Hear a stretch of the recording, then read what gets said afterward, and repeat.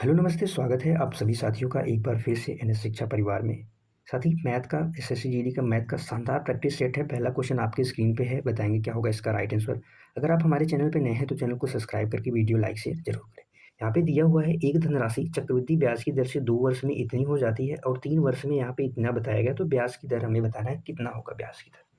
तो इसके लिए सबसे पहले हमें क्या करना पड़ता है, रेट ऑफ इंटरेस्ट के लिए हमें यहाँ पे देखेंगे 3 और 2 कितना डिफरेंस है साथी, 1 वर्ष कितना डिफरेंस है, 1 साल।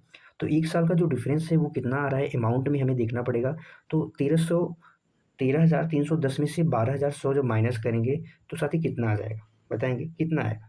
तो अप्रोक्सीमेट आ जाएगा जो 1210, कितना आ जाएगा 1210 अप्रोक्सीमेट में पूरा क्लियर आ जाएगा। तो रेट ऑफ इंटरेस्ट निकालने के लिए जहाँ जो यहाँ पे 2 साल का चक्रवृद्धि ब्याज दिया गया है, ये यहाँ पे किसका काम करेगा साथ ही, मूलधन का काम करेगा, प्रिंसिपल का काम करेगा। तो कैलकुलेट परसेंटेज के लिए क्या करना पड़ता है, जो हमें रेट ऑफ इंटरेस्ट है कितने रुपए का आया है और जो यहाँ पे मूलधन का काम करेगा इनिशियल अमाउंट इसको हम कहते हैं। तो हम यहाँ पे इनिशियल अमाउंट कितना हो गया, 12,100 रुपये हो गया और मल्टीप्लाई करेंगे किसका, 100 का। तो जीरो से जीरो कटा, जीरो से जीरो कटा, तो इससे कितनी बारी जाएगा, 1 बारी में, यानी 10% का आ जाएगा।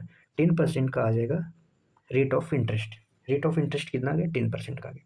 या इसके लिए आप ये फॉर्मूला लिख सकते हैं, क्या फॉर्मूला लिख सकते हैं कि यहाँ पे आप ऐसा लिख सकते हैं साथी कि डिफरेंस डिफरेंस जब ये 1 साल का होगा तब आप ऐसा रूल लगाएंगे। नहीं तो आपको क्या करना पड़ेगा, जब 3 साल 4 साल का होगा तो आपको उसमें डिवाइड करना पड़ेगा। डिफरेंस होता है, ये जो डिफरेंस है जब 2 साल और 3 साल के बीच का गैप 1 साल का हो या 5 या 6 जो भी दिया हो, उसको हमें क्या करना पड़ता है, डिफरेंस लेके उसके बाद नीचे आप ऐसा लिख सकते हैं initial amount. Initial amount multiply क्या करना पड़ता है, 100। बस यही हमारा रेट ऑफ इंटरेस्ट निकल के आ जाएगा। इससे क्या निकल के आ जाएगा, रेट ऑफ इंटरेस्ट। अगले क्वेश्चन पे चलते हैं। क्वेश्चन नंबर 2 आपके स्क्रीन पे है, बताएंगे क्या होगा इसका राइट आंसर। यहाँ पे दिया हुआ साथी, ए किसी कार्य को 15 दिन, बी किसी कार्य को 10 दिन में करता है। उन्होंने एक साथ कार्य करना शुरू किया, लेकिन क्या करते हैं, आफ्टर 2 डेज, 2 दिन तक तो साथ कार्य करते हैं लेकिन एक कार्य छोड़ दिया, फिर बी ने शेष कार्य को अकेले पूरा किया। तो कार्य कुल कितने दिनों तक पूरा हुआ, कितने दिनों में पूरा हुआ, तो हमें टोटल डेज बताने हैं। तो इसके लिए हमें क्या करना पड़ेगा, ए किसी कार्य को 15 दिन में, बी किसी कार्य को 10 दिन में करता है, तो इसकी क्षमता के लिए हमें टोटल वर्क निकालना पड़ेगा। टोटल वर्क कितना आ जाएगा, जब इसका एलसीएम लेंगे तो कितना आ जाएगा, 30। तो यहाँ पे जो इसकी क्षमता आ गई 2 आ गई, इसकी क्षमता कितनी आ गई, 3। ये दोनों मिलके कितने दिन काम करते हैं साथी, 2 दिन काम करते हैं। तो 3 और 2 5 की क्षमता से, 5 की क्षमता से कितने दिन काम किए, 2, यानी 10 दिन काम किए। तो रिमेनिंग जो वर्क बचा वो कितना बचा, 20। और जिसको कौन कर रहा है, बी कर रहा है, किस यूनिट से, 3 की यूनिट से। तो जो आ जाएगा क्या, 3 छक्के 18, 6.66 आ जाएगा, डेज आ जाएगा। परसेंटेज हमने बोल दिया तो यहाँ पे डेज आएगा। और यहाँ पे 2 दिन पहले ही इन दोनों ने मिलके काम कर दिया था, तो 6 में 2 जोड़ेंगे कितना आ जाएगा, 8। 8.66% इसका क्या हो जाएगा, 8.66 डेज इसका क्या हो जाएगा, राइट आंसर हो जाएगा। अगले क्वेश्चन पे चलते हैं। क्वेश्चन नंबर 3 आपके स्क्रीन पे है, बताएंगे क्या होगा इसका राइट आंसर। क्वेश्चन नंबर 3 का राइट आंसर क्या होगा, यहाँ पे दिया हुआ है एक वस्तु का अंकित मूल्य उसके क्रय मूल्य से 140% अधिक अंकित किया जाता है, उसके बाद 15% की छूट दी जाती है, तो क्या होगा इसका लाभ। आप सिंपल से ऐसा कर सकते हैं कि 100 रुपये उसका सीपी था, 40% अधिक अंकित कर दिया, यानी 140% कर दिया गया। इस पे 15% की छूट दी गई। 15% का अर्थ हो जाएगा कि इसका जो फ्रैक्शन वैल्यू होता है 3/20 होता है। 3/20 का अर्थ हो जाएगा साथ ही 20, ये 7 बारी में जाएगा, 7 या 21, यानी 21 रुपये की कुल छूट दी जाती है। तो सामान 119 में बेचा जाता है। 119 में बेचा जाता है तो कितने की छूट मिलती है, कितना का फायदा होता है, तो 19 का लाभ मिलता है। तो इसका राइट आंसर हो जाएगा ऑप्शन बी, 19% का लाभ हो जाएगा। कितने का लाभ हो जाएगा, 19% का लाभ हो जाएगा। आप एक तरीके से और इसको कर सकते हैं, कैसे कर सकते हैं, जैसे प्रॉफिट परसेंटेज यहाँ पर अगर आपको बतानी है, जब x% अधिक अंकित किया, यानी यहाँ पे अधिक क्रय मूल्य को अंकित किया जा रहा है, उसके बाद छूट दी जा रही है, तो इस केस में आपको क्या करना पड़ेगा, x-y माइनस XY/100, इस फार्मूले पे हमें ये वैल्यू रख देनी पड़ेगी। जैसे 40 माइनस 15, फिर यहाँ पे साथ ही माइनस में 40 गुणे में 15 बटे में 100, बस 20 दूनी 40, 20 पंजे 100, 5 तीन 15, 3 दूनी कितना हो जाएगा, 6। और ये माइनस का 15 है, ये माइनस का 6 है, तो ऐड हो जाएगा। तो 40 माइनस 21 कितना आ जाएगा, 19% आ जाएगा। जो मेथड आपको सही लगे वो मेथड आप यूज करें। अगले क्वेश्चन पे चलते हैं। क्वेश्चन नंबर 4 आपके स्क्रीन पे बताएंगे क्या होगा इसका राइट आंसर। यहाँ पे दिया हुआ है साथी कि 20 और 50 के बीच सभी अभाज्य संख्याओं का औसत ज्ञात करना है। तो इसका एवरेज निकालना है। सबसे पहले हमें सभी अभाज्य संख्याओं को लिखना पड़ेगा, उसका सम करके जितने नंबर ऑफ टर्म्स होंगे उससे डिवाइड करना पड़ेगा। तो हमें इसके लिए क्या करना पड़ेगा, कोई इसके लिए ट्रिक वगैरह विशेष नहीं है। तो हमें क्या करना पड़ेगा, यहाँ पे नंबर्स को लिखना पड़ेगा।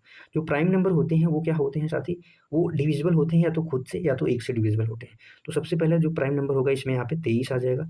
23 के बाद साथी क्या आ जाएगा 29, 29 के बाद 31, 31 के बाद 37 आ जाएगा, 37 के बाद 41, 43 और 47 आ जाएगा। कितने टर्म्स है, 1 2 3 4 5 6 7। अब इसको हमसे 7 से डिवाइड कर देना पड़ेगा। अब इसको हम ऐड करेंगे तो कितना आएगा, 47 में 43 ऐड करेंगे तो कितना आ जाएगा, 90 आ जाएगा। यहाँ पे साथ ही ऐड करेंगे 23 में 37 ऐड करेंगे तो कितना आ जाएगा, 60 आ जाएगा। कितना आ जाएगा, 60। और 29 में 31 ऐड करेंगे, ये भी कितना आ जाएगा, 60। 60 60 120 होता है, 120 में 90 ऐड करेंगे 210, 210 में हम 41 ऐड करेंगे कितना आ जाएगा, 251 बटे में 7 आ जाएगा। 251 बटे तो कितना, जब फिर 251 को हम 7 से डिवाइड करेंगे तो 7 तेरी 21 हो जाएगा, 3 यहाँ पे बचेगा 4 1, फिर 7 पंजे 35, 7 पंजे 35। जैसे ही हमने 35 दिखा हमने ऑप्शन ए मार दिया, क्योंकि 35 किसी ऑप्शन में नहीं है। 35 है लेकिन यहाँ पे दशमलव आएगा, क्योंकि 35 7 पंजे 35, यहाँ पे बचेगा 6, दशमलव के बाद 0 हो जाएगा। तो यहाँ पे 7 अट्ठे 56 आ जाएगा, फिर 7 पंजे 35, ऐसे ही चलता रहेगा। तो इसका जो राइट आंसर होगा ऑप्शन ए हो जाएगा। अगले क्वेश्चन पे चलते हैं। क्वेश्चन नंबर 5 आपकी स्क्रीन पे है, बताएंगे क्या होगा इसका राइट आंसर।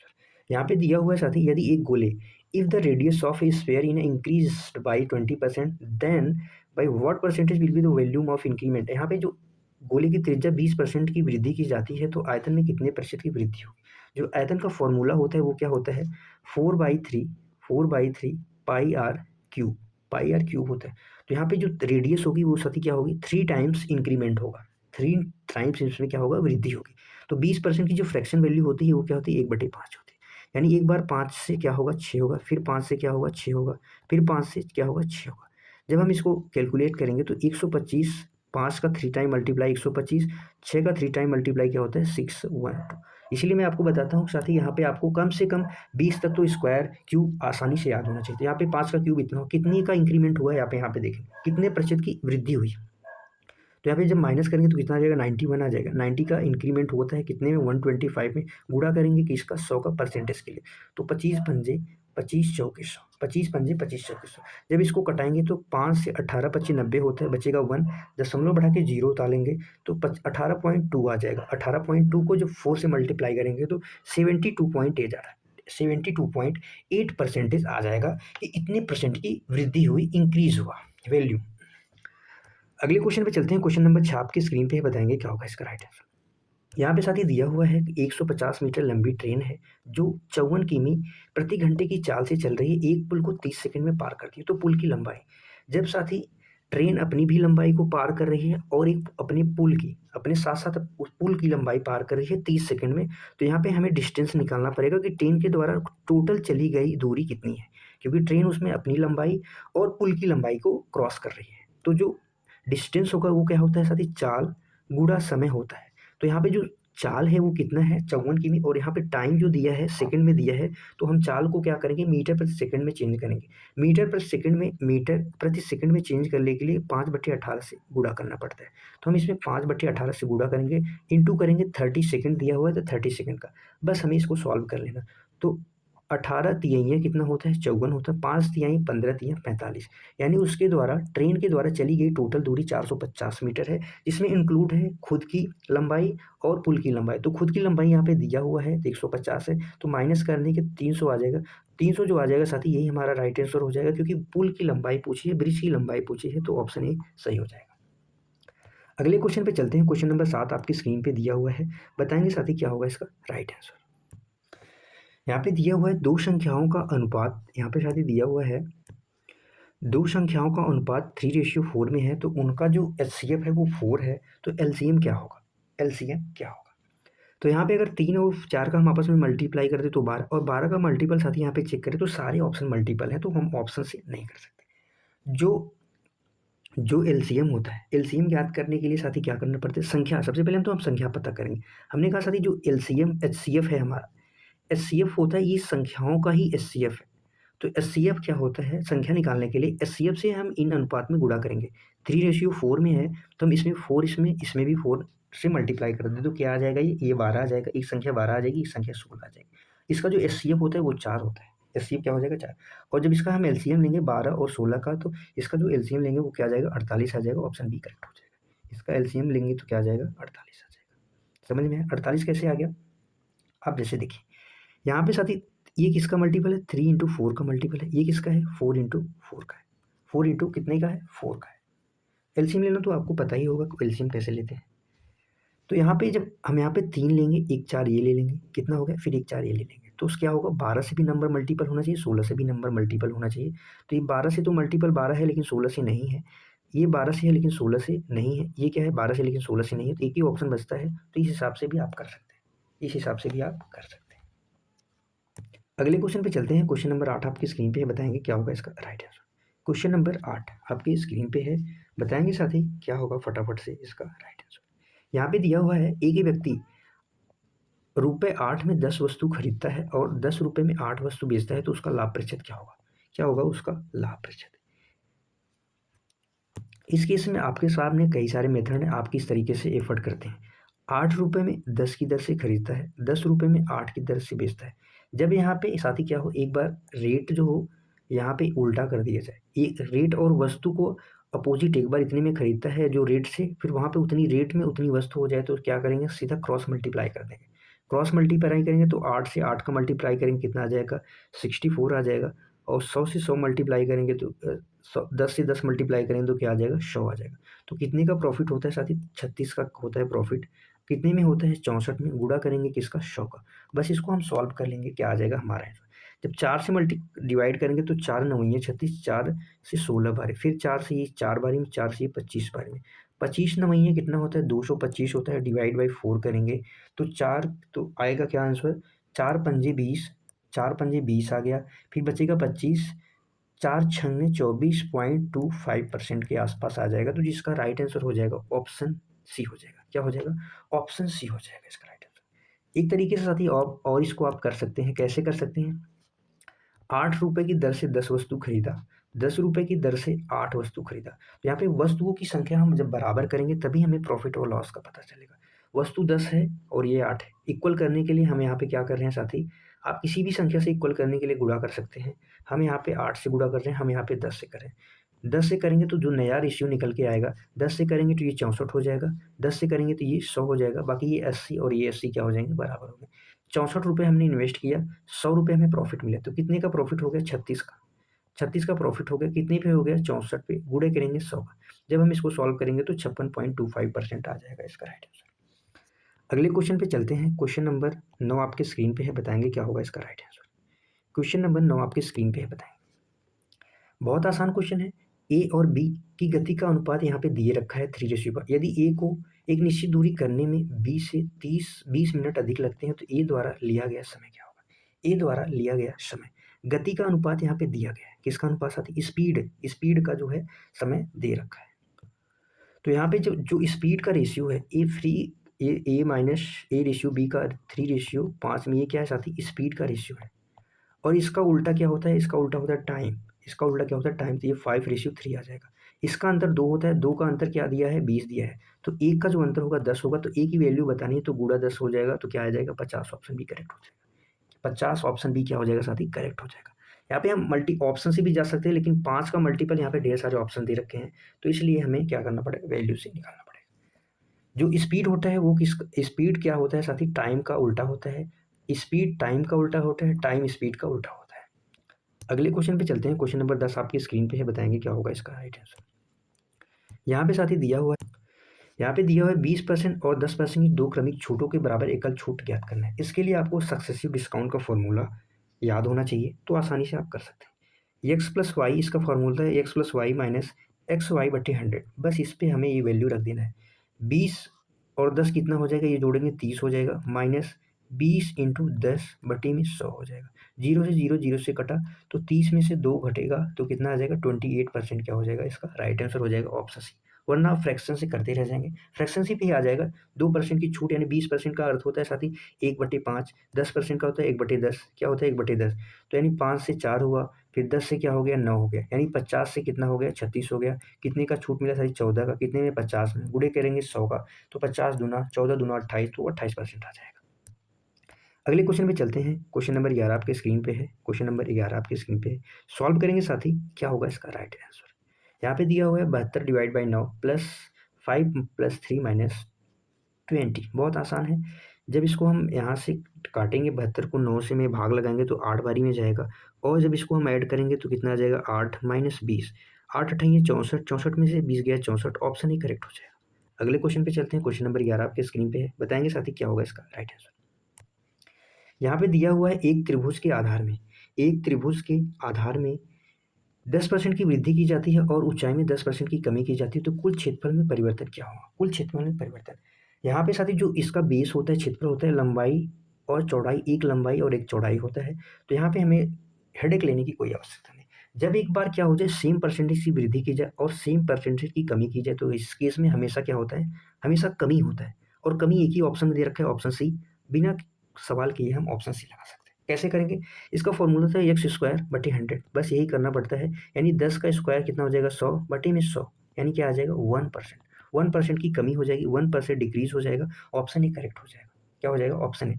या आप ऐसे भी रेशियो से कर सकते हैं। कैसे कर सकते हैं, 10% की जो फ्रैक्शन वैल्यू होती है 1/10 होती है। एक बार 10 से साथी क्या हो रहा है, 11 हो रहा है। एक बार 10 से क्या हो रहा है, 9 हो रहा है। जब हम इसको गुणा करेंगे तो 100 से क्या हो जाएगा, 99 हो जाएगा। कितने की कमी, एक की कमी, एक की कमी, ऑप्शन ही करेक्ट हो जाएगा। अगले क्वेश्चन पे चलते हैं। क्वेश्चन नंबर 13 आपके स्क्रीन पे है। बताएंगे क्या होगा इसका राइट आंसर। क्वेश्चन नंबर 13 है साथी, एक नाव धारा के प्रतिकूल 24 किमी तथा धारा के अनुकूल 36 किमी 7 घंटे में तय करती है। यदि धारा की गति 3 किमी प्रति घंटा है तो शांत जल में नाव की गति बतानी है, क्या होगा। प्रतिकूल का मतलब होता है साथी, नाव इधर से आ रही है और धारा की जो चाल है इस साइड से है। तो प्रतिकूल में क्या होता है, चालें माइनस होती हैं, यानी यक्स, यानी नाव की चाल हो गई। यक्स बराबर हमने कहा नाव की चाल, किसकी चाल है, नाव की चाल। और वाई क्या हो जाएगी, वाई किसकी हो जाएगी, धारा की चाल। और धारा की चाल यहाँ पे 3 दे रखी है, 3 दे रखी है। प्रतिकूल यानी अपोजिट डायरेक्शन हो जाएगा, अनुकूल यानी सेम डायरेक्शन। सेम डायरेक्शन में एक्स प्लस वाई क्या हो जाएगी, धाराएं, चाल, नाव की चाल और धारा की चाल जुड़ जाएगी। यानी इस दिशा में पानी भी बह रहा है, इस दिशा में नाव भी चल रही है। तो नाव भी और पानी भी जब वेग में जाएगी तो स्पीड में उनकी क्या होगी, वृद्धि होगी, स्पीड में उनकी इंक्रीमेंट होगा। तो चालें क्या होती हैं, इस प्रकार चालें जुड़ जाती हैं। तो यहाँ पे 24 किमी की दूरी है और कितने में तय करना है, एक्स माइनस वाई किमी प्रति घंटे की चाल से हमें चलना है। प्लस यहाँ पे 36 किमी की दूरी एक्स प्लस वाई की चाल से चल के कुल मिला के 7 घंटे का समय लगता है। 7 घंटे का समय लगता है। यहाँ पे वाई की जो वैल्यू है 3 दे रखी है और वाई की वैल्यू यहाँ पे भी 3 हम कर रखेंगे। तो यक्स की ऐसी कौन सी वैल्यू साथी ले जिसको हम काट पीट के यहाँ पे 7 ला सकते हैं। तो हम लास्ट नीचे से शुरू करेंगे, ऑप्शन 9, ऑप्शन डी 9 देखेंगे। जब यहाँ पे यक्स की वैल्यू 9 रखेंगे तो 9 माइनस 3 कितना होता है साथी, 6 होता है। 6 को जब 24 यानी 6 किमी प्रति घंटे आ जाएगा और 6 किमी प्रति घंटे की चाल से 24 किमी की दूरी जाएंगे तो कितना टाइम लगेगा, 4 घंटे का समय लगेगा। कितने घंटे का, 4 घंटे का। और जब यहाँ पे एक्स की वैल्यू कितनी रखेंगे, 9, 9 में प्लस 3 ऐड करेंगे तो क्या आ जाएगी, 12 किमी प्रति घंटा। 12 किमी प्रति घंटे के साल से हम 36 किमी की जाएंगे तो कितना टाइम लगेगा, 3 घंटे।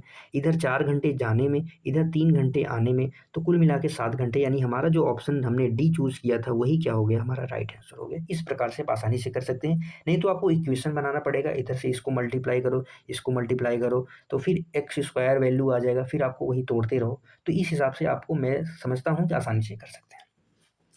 अगले क्वेश्चन पे चलते हैं। क्वेश्चन नंबर 14 आपकी स्क्रीन पे है। बताएंगे क्या होगा क्वेश्चन नंबर 14 का राइट आंसर। इस टाइप के क्वेश्चन साथ ही अक्सर एग्जामों में पूछे जाते हैं, बहुत ही प्रचलित क्वेश्चन है। यहाँ पे 2 अंकों की एक संख्या नहीं पता क्या है, इनके अंकों का योग 9 है। तो इनके अंकों का योग, सबसे पहले ऑप्शन चेक करो। तो यहाँ पे ऑप्शन में देख रहे हैं साथ ही सभी के अंकों का योग क्या है, 9 है। तो ऑप्शन से तो बिल्कुल अभी नहीं ट्राई कर। यदि इन संख्या के अंकों में 27 जोड़ दिया जाए, इन संख्या के अंकों में 27 जोड़ दिया जाए तो अंक आपस में बदल जाते हैं। जैसे एक्स वाई अंक होगा तो इसमें जब 27 जोड़ देंगे तो क्या हो जाएगा, वाई और एक्स हो जाएगा। तो हम देखेंगे, पहले ही ऑप्शन लेते हैं 36, ऑप्शन से सीधा सबसे बढ़िया 36 में हम क्या करेंगे, 27 जब ऐड करेंगे तो क्या हो जाएगा, 7 कितना हो जाएगा, 63 हो जाएगा। 63 हो जाएगा, यहाँ पे 63 आ गया। यानी जो यक्स था वाई हो गया, वाई यक्स हो गया, यानी पहला ही ऑप्शन हमारा करेक्ट हो गया। यानी जब इसमें 27 हम ऐड करेंगे तो ये क्या हो गया साथी, 36 का उल्टा होकर 63 हो जाएगा। ऐड करने पे भी यही आ रहा है और जब इस नंबर को हम उल्टेंगे तो भी क्या होगा, 63 होगा। यानी पहला ही ऑप्शन सटीक सही मिल गया। इस क्वेश्चन को करने का सबसे बेस्ट तरीका। अगले क्वेश्चन पे चलते हैं। क्वेश्चन नंबर 15 आपकी स्क्रीन पे है। बताएंगे क्या होगा इसका राइट आंसर। यहाँ पे दिया हुआ है, यदि 15 व्यक्ति एक कार्य को 20 दिन में करते हैं कर सकते हैं तो 25 व्यक्ति उसी कार्य को कितने दिन में कर सकते हैं। टोटल वर्क क्या हो जाएगा, 15 व्यक्ति हैं, किसी कार्य को 20 दिन में करते हैं, ये टोटल वर्क आ गया। फिर इसी कार्य को 25 व्यक्ति हमने कहा x दिन में कर सकते हैं, कितने दिन में, x दिन में। तो 5 से कटेगा 5 पंजे, 5 से कटेगा 4 बारी में, ये 5 से कटेगा 3 बारी में, 3 चौके 12, यानी x बराबर क्या आ जाएगा 12। टोटल वर्क जो है 25 व्यक्ति 12 दिन में खत्म कर देंगे। बहुत सरल था। अगले क्वेश्चन पे चलते हैं। क्वेश्चन नंबर 16 आपकी स्क्रीन पे है, बताएंगे साथी क्या होगा इसका राइट आंसर। क्वेश्चन नंबर 16 है, 800 की राशि साधारण ब्याज की दर से 3 वर्ष में 920 हो जाती है। यदि ब्याज की दर में 3% की वृद्धि की जाती है तो यह राशि क्या हो जाएगी। 3% की वृद्धि की जाती है तो यह राशि क्या होगी। साथी हमारी राशि जो थी 920 थी, हमें छेड़खानी नहीं करना है। 920 होगी 3 साल में, 3 साल में कितना है 920 है। रेट ऑफ इंटरेस्ट कुछ भी रहा होगा हमें नहीं पता है, लेकिन जब 3% की वृद्धि की जाती है, 3% के हिसाब से जब 3 साल की वृद्धि होगी तो कितना हो जाएगा 9%। 9% कितने पे मिलेगा साथी, 9% हमें कैलकुलेशन करना है 800 पे हमें 9% और निकाल देना है बस। 800 का 9% कितना होता है 72 होता है, और 72 हमें इस 920 में टोटल जोड़ देना है तो क्या आ जाएगा 992 आ जाएगा। ऑप्शन ए करेक्ट हो जाएगा। हमें किसी से कुछ छेड़खानी, कुछ मतलब नहीं था। कितने की वृद्धि हुई 3% की, 3% की वृद्धि हुई 3 सालों में, टोटल कितनी वृद्धि हो जाएगी 3 तिहाइयाँ 9%। बस 800 का 9% कितना अधिक और होगा तो 72 और अधिक हो जाएगा, यानी 920 में हम 72 और ऐड कर देंगे तो 992 हमारा राइट आंसर हो जाएगा। अगले क्वेश्चन पे चलते हैं। क्वेश्चन नंबर 17 आपकी स्क्रीन पे दिया हुआ है, बताएंगे साथी क्या होगा इसका राइट आंसर। यहाँ पे दिया हुआ है एक आयताकार मैदान का परिमाप 480 मीटर है और लंबाई चौड़ाई इतने अनुपात में दिया गया है, तो क्षेत्रफल ज्ञात करना है। जो इसका पेरीमीटर होता है, किसका पेरीमीटर होता है, आयत का जो पेरीमीटर होता है साथी वो क्या होता है 2 इंटू एल प्लस बी होता है। और यहाँ पे 5 3 दे रखा है, यानी जो लंबाई होगी क्या होगी 5x होगी, और जो बर्थ यानी चौड़ाई होगी वो क्या होगी 3x होगी। बस हमें यही वैल्यू पुट करके फटाफट से निकाल देनी है। जब यहाँ पे हम वैल्यू पुट करेंगे तो सबसे पहली चीज़ तो आप जो एरिया होता है, एरिया क्या होता है, एरिया होता है लंबाई इंटू चौड़ाई, लंबाई लेंथ इंटू बर्थ होता है। तो यहाँ पे 5x और 3x जब इसका हम आपस में मल्टीप्लाई करेंगे तो 15x का स्क्वायर आ जाएगा। फिर ऐसी वैल्यू हमें यहाँ पे ऑप्शन में लेनी है साथी जो 15 से डिवाइड होने के बाद क्या हो, एक स्क्वायर हो। तो पहला ही ऑप्शन चेक करेंगे, 15 से डिवाइड करेंगे, 15 नवैया 135 यानी 900 आ गया। यही साथी क्या है स्क्वायर है, यानी ऑप्शन ही ए ही हमारा सही हो गया। हमें पूरा सॉल्व करने की ज़रूरत ही नहीं पड़ी। एरिया का फॉर्मूला होता है क्या, एरिया का फॉर्मूला होता है लंबाई यानी लेंथ इंटू बर्थ होता है। तो 15 का स्क्वायर 15x स्क्वायर हो जाएगा, यानी हम ऐसा नंबर चूज करेंगे जो 15 से मल्टीपल भी हो और उसके बाद वो क्या है एक स्क्वायर हो। अगर हम इसको भाग करेंगे 15 से तो क्या आ जाएगा 1000। 1000 किसी का स्क्वायर होता है, नहीं होता है।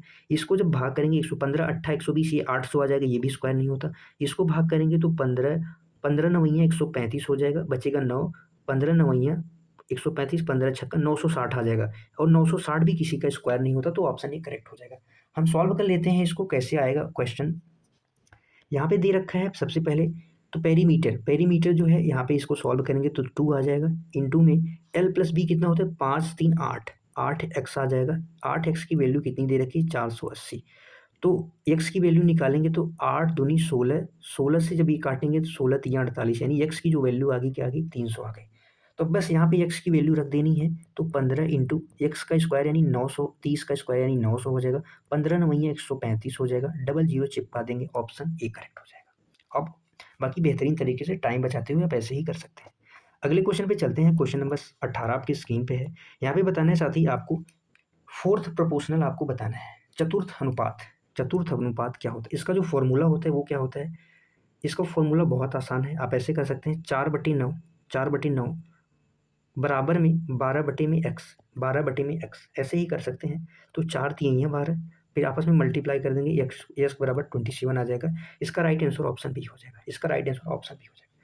जो पहली संख्या, दूसरी संख्या, तीसरी संख्या, चौथी संख्या हमें पता नहीं है, चौथी संख्या हमें पता नहीं है, तो आप ऐसे भी कर सकते हैं। कैसे कर सकते हैं, चौथे का गुणा लास्ट वाला जो फोर्थ नंबर होगा उसका बराबर होगा दूसरे का प्लस तीसरे का, दूसरे का प्लस तीसरे का। इसका जो फॉर्मूला होता है साथी इस प्रकार से होगा, जो चौथे का फर्स्ट का मल्टीप्लाई फोर्थ से इक्वल टू होता है सेकंड का इंटू थर्ड से, सेकंड का इंटू थर्ड से।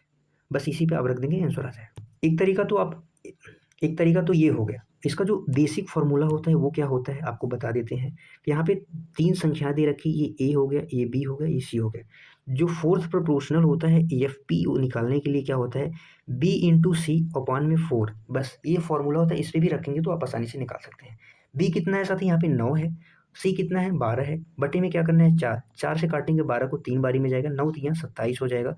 ऑप्शन बी करेक्ट हो जाएगा। अगले क्वेश्चन पे चले हैं। अगला क्वेश्चन बताएंगे क्वेश्चन नंबर 19 आपके स्क्रीन पे है, बताएंगे क्या होगा इसका राइट आंसर। यहाँ पे दिया हुआ है साथी, एक वर्ग की भुजा को मापते समय 2% की अधिक त्रुटि की जाती है तो गणना किए गए क्षेत्रफल में कुल कितने प्रतिशत की त्रुटि होगी, कुल कितने प्रतिशत की त्रुटि होगी। क्वेश्चन नंबर बताना है, क्वेश्चन नंबर 19 का राइट आंसर क्या होगा। 2% की त्रुटि होती है, क्या होती है, और जो वर्ग की भुजा का फॉर्मूला होता है क्या होता है, भुजा का स्क्वायर होता है, क्या होता है, भुजा का स्क्वायर होता है। यानी जो 2% होगा वो 2 टाइम्स होगा, क्या होगा, थ्रू 2% का कितनी बार होगा, 2% का 2 बारी में होगा। तो सक्सेसिव इसमें लगा सकते हैं 2+2 2+2 इंटू 2/100। जब इसको सॉल्व करेंगे तो क्या आ जाएगा, 2+2, इसको सॉल्व करेंगे तो ये 4 आ जाएगा, प्लस ये 4/100 को क्या लिख सकते हैं, 0.04 लिख सकते हैं। जब इसको ऐड करेंगे तो ऑप्शन सी आ जाएगा राइट आंसर, 4.04%। 4.04% इसका राइट आंसर हो जाएगा, क्या हो जाएगा, 0.4%। अगले क्वेश्चन पे चलते हैं। क्वेश्चन नंबर 20 आपके स्क्रीन पे है, बताएंगे क्या होगा इसका राइट आंसर। क्वेश्चन नंबर साथी 20 दिया हुआ है यहाँ पे,